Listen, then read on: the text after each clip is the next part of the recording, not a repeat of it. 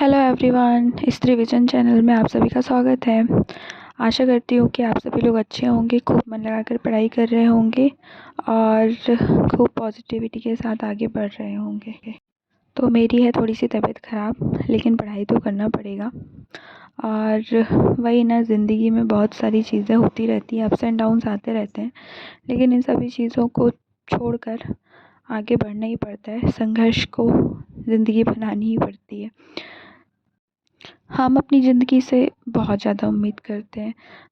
हम ये चाहते हैं ना कि ज़िंदगी में हमें सब कुछ मिले, ज़िंदगी हमें वह सब कुछ दे जो हमें चाहिए है।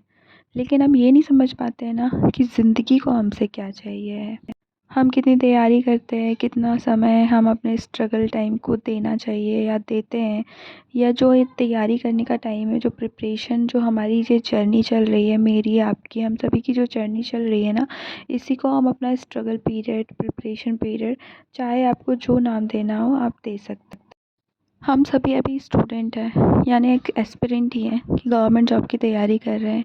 तो हम जिस चीज़ की तैयारी कर रहे हैं ना, हम ये नहीं समझ पाते कि हमें उस तैयारी को कितना समय देना चाहिए, कितनी तैयारी अपनी मजबूत करना चाहिए, कौन सी कैसी रणनीति बनाना चाहिए ताकि हम ना इस एग्ज़ाम को क्रैक कर पाएँ।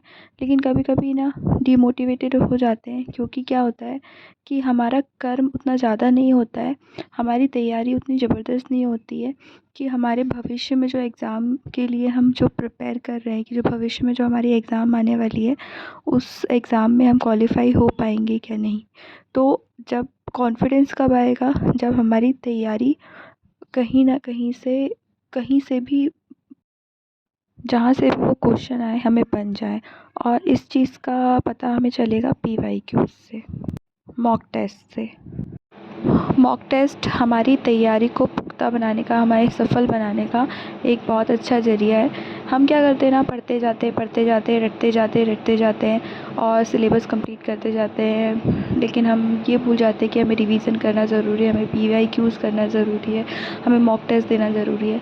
क्योंकि मुझे ऐसा लगता है ना, जितने भी टॉपर्स हैं, जो भी सिलेक्टेड जो बंदे हैं जिनका मैं इंटरव्यू देखती हूँ यूट्यूब में, या अपने आप को मोटिवेटेड रखने के लिए मैं करती हूँ कि हाँ, जो सफल हुए, जिन्होंने गवर्नमेंट एग्ज़ाम क्रैक किया है, तो उन लोगों का ना मेनली फ़ोकस यही रहता है, revision revision revision plus previous year question papers plus mock test.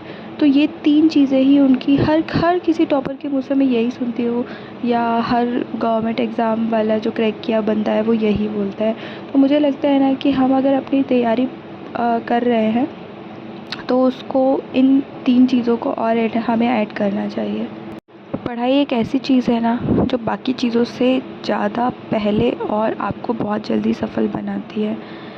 ज़िंदगी कितनी है, 50 से 60 मान लीजिए।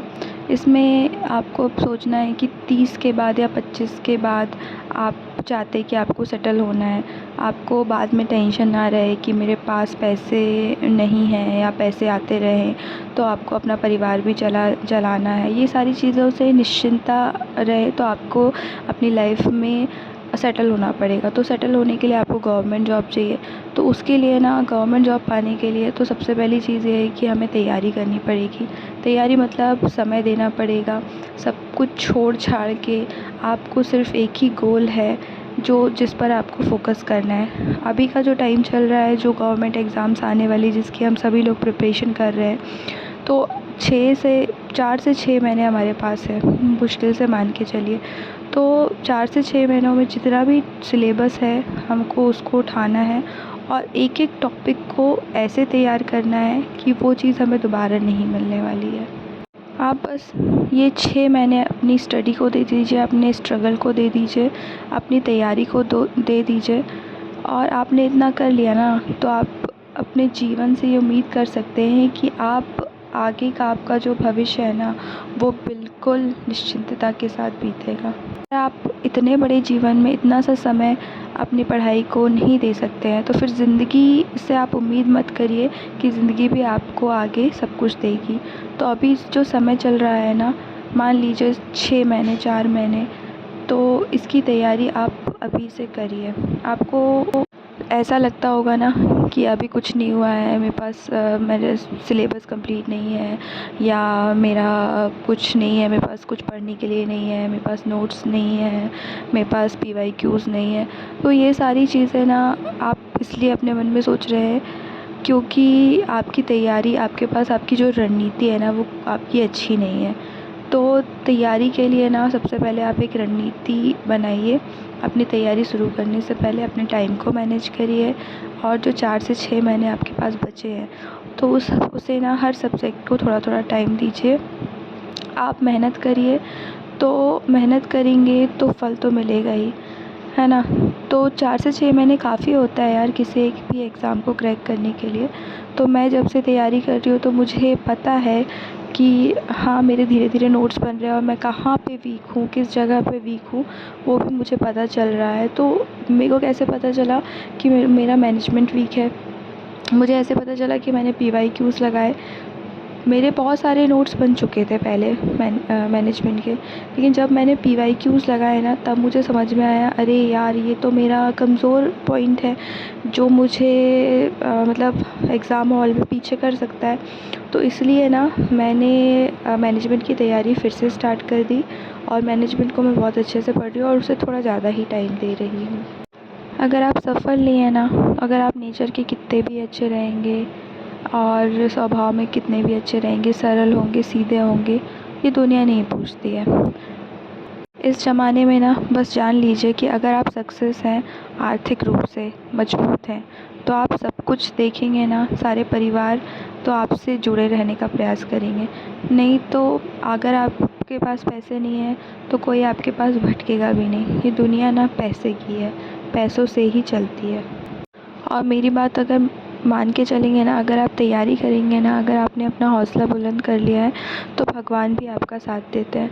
और भगवान तो परीक्षा लेते ही हैं यार, और जॉब की परीक्षा तो अलग ही है। भगवान पहले परीक्षा लेते हैं कि ये इसके अंदर धैर्य कितना है, कितनी सहन शक्ति है, क्या ये अपने दृढ़ संकल्प के साथ बने रह सकती है या रह सकता है। तो इसीलिए ना पढ़ाई करिए और अपने पढ़ाई को ही अपना हथियार बनाइए, ताकि आगे आने वाला जो भविष्य है ना, आप उसको उज्जवल बना सकें। और भगवान भी उन्हीं का साथ देते हैं जो मेहनत करना जानते हैं। तो प्रार्थना भी करिए भगवान से, मेहनत भी करिए, और अपनी पढ़ाई में ना बिल्कुल कमी मत आने दीजिए। तो सिचुएशन है, कभी बिगड़ती हैं, कभी सुधरती हैं, कभी तबीयत ख़राब होती है, कभी अच्छी रहती है।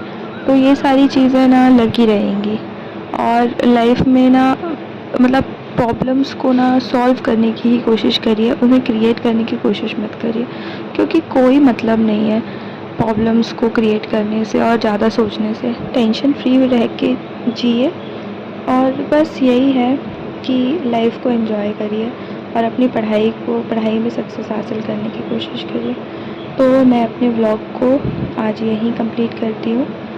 तो मिलते हैं कल नए व्लॉग के साथ। और अगर ये व्लॉग और मेरा थॉट आपको अच्छा लगे तो please like and subscribe my channel. Thank you for watching.